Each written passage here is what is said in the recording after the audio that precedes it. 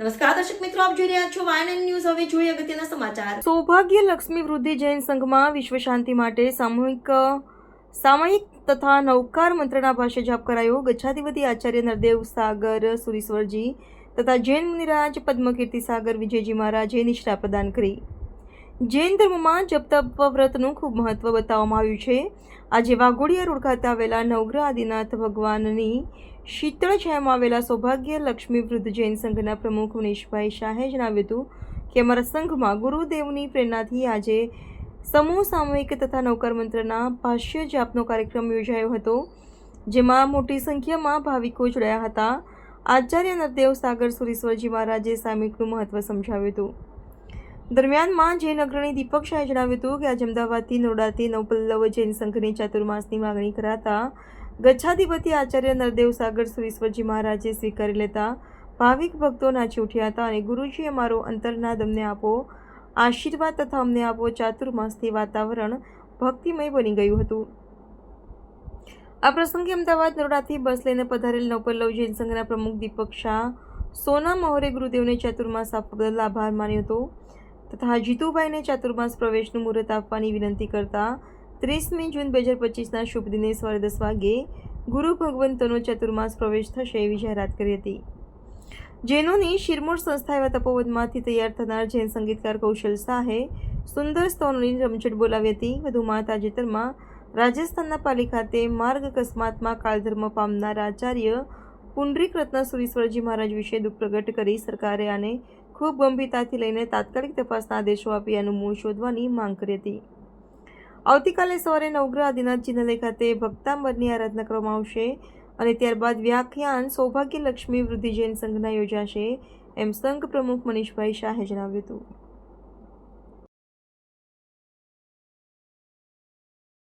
નમસ્કાર દર્શક મિત્રો, આજે વાઘોડિયા રોડ ખાતે શ્રી સૌભાગ્ય લક્ષ્મી વૃદ્ધિ શ્વેતાંબર જૈન સંઘ અમારા પ્રમુખ મનીષભાઈ અને ગુરુદેવ આચાર્ય ગચ્છાધિપતિ નરદેવ સાગર સુરીશ્વરજી મહારાજા પદ્મકીર્તિ સાગર સુરીશ્વરજી મહારાજા આજે વિશ્વ શાંતિ માટે એક સરસ મજાનું નવકારનું મંત્રનું અનુષ્ઠાન, સામાયિકનું અનુષ્ઠાન, આખો કાર્યક્રમ શું હતો અને આ કાર્યક્રમ આવા સામાયિક વગેરે કરવાથી શું ફાયદો થાય આજના વર્તમાન સમયમાં એ આપણે આચાર્ય ભગવાન પાસે સાંભળીએ. ગુરુદેવ, આજે સૌભાગ્ય લક્ષ્મી વૃદ્ધિજી આગળ આત્માની શુદ્ધિ માટે, કસાયોની મુક્તિ માટે, વિશ્વની શાંતિ માટે અને જગતના કલ્યાણ માટે 2 અનુષ્ઠાન લખવામાં આવ્યા.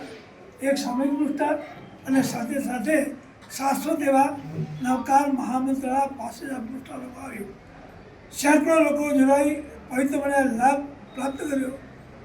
1.5 કલાક સુધી ચાલે અનુષ્ઠાનની અંદર ગુરુ ભગવંતે કહ્યું કે આજે ચારે બાજુ અશાંતિનું વાતાવરણ છે, એનાથી મુક્ત થવા માટે ખરેખર ધર્મનું શરણ એ મહાશરણ છે, બીજું કોઈ શરણ નથી. નવકાર મંત્ર જાપથી શાંતિ થાય અને આજે ભાગશાળીઓએ વિશ્વ શાંતિ માટે આવેલી મહાન તપસ્યાની શરૂઆત કરી. નવકાર 9 લાખ નવકારના જાપનું એક સુંદર અનુષ્ઠાન શરૂ કર્યું અને બહુ જ સુંદર ભાષા જાપ કરી અને લોકો ધન્ય બન્યા.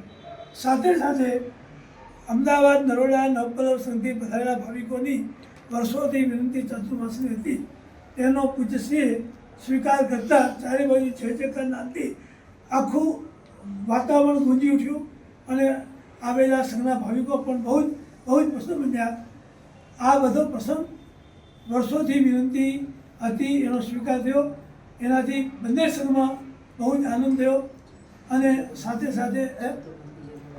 સાથે નરોડા નવપલ્લવ સહિતના વર્ષોની વિનંતી સ્વીકારી પૂજ્યશ્રીએ આગામી ચાતુર્માસ માટે એટલે 2021-2025ના ચાતુર માટે સંમતિ પ્રદાન કરી છે. પ્રવેશ ક્યારે છે સાહેબ?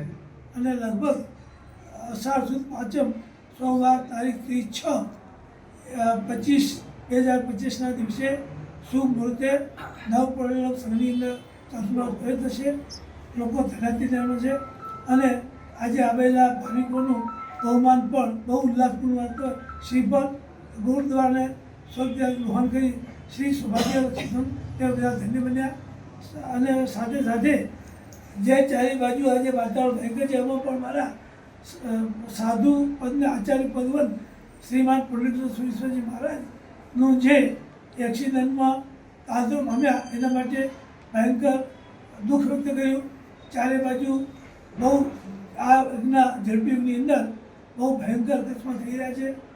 એની શાંતિ થાય અને એના માટે કંઈક પગલાં લેવા એના માટે ગુરુ ભગવંતે ખાસ વાત કરી છે. સાહેબ, આ રીતના જે રીતના એક્સિડન્ટો થઈ રહ્યા છે અને રાજસ્થાનમાં ખાસ કરીને એમની સાથે જે વિહાર કરતા હતા મહાવિદેવ મહારાજ સાહેબ, એમને પ્રથમદર્શીએ એમનો પુરાવો એવો છે કે સાહેબજી તો એકદમ નીચે કાચા રસ્તામાં ચાલતા હતા, ગાડી ઉપરથી નીચે આવી એક્સિડન્ટ કરીને પાકા રસ્તે થઈને ચાલી ગઈ.